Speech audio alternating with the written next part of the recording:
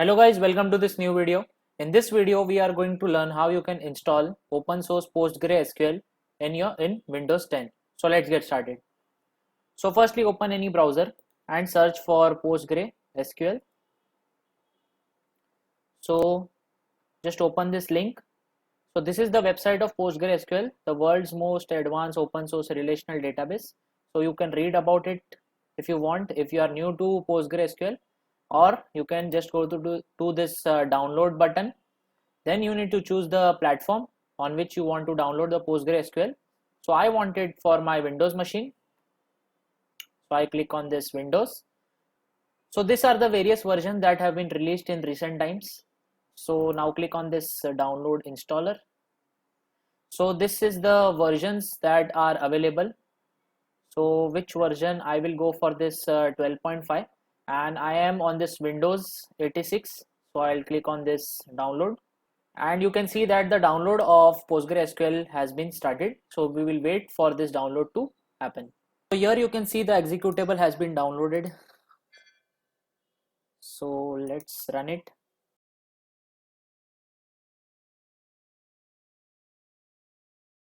Next. Then this is the location where the files and all will be saved. So let it be default. This is the components which will be saved along with this PostgreSQL. So keep it default only. Then this is the data where your data will be stored. And now you need to type a password which will be asked whenever you are logging into this SQL server. So I will set my password. Then click on next. Then this port number where your service should run. So keep it default. And this is where the cluster will be. Select the local to be used by the new database cluster. So keep it local.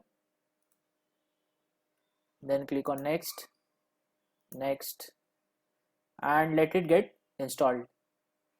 So this installation for PostgreSQL is completed. So now it shows that Stack Builder may be used to download and install additional tools, drivers, and application to the complement to your Postgre installation.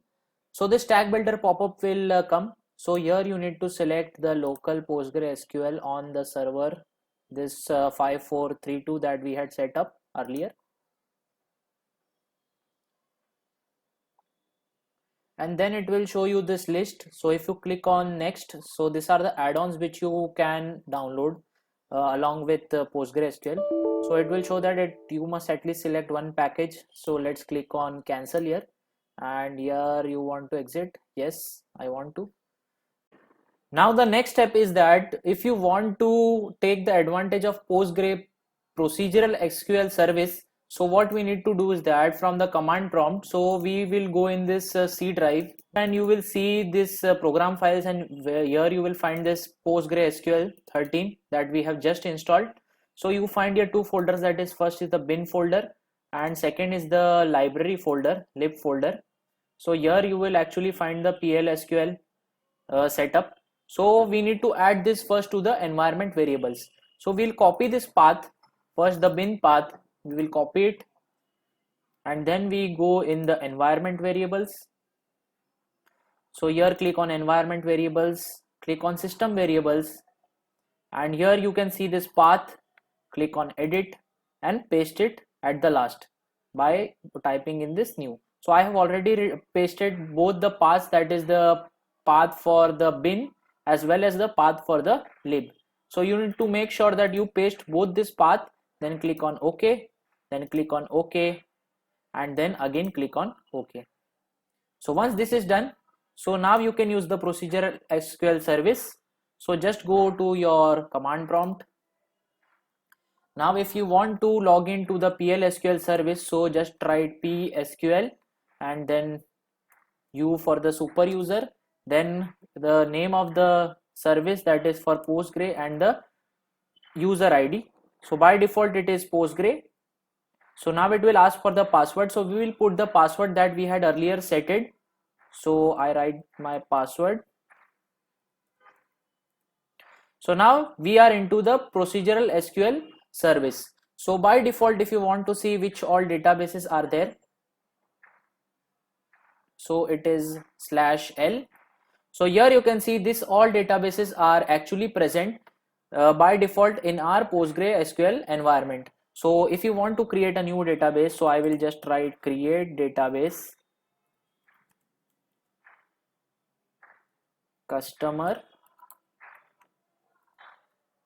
and enter.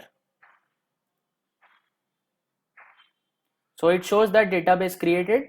Now if you check for the database again, so you will find that your database that you have created is lying in your PostgreSQL server. So this was all about for this video. In the next video, I am going to show you how you can use this database through a GUI environment, so that you can easily work with all your tables and do other SQL stuff with this open source PostgreSQL environment. Till then, if you like my work, please do hit the like, share and subscribe button.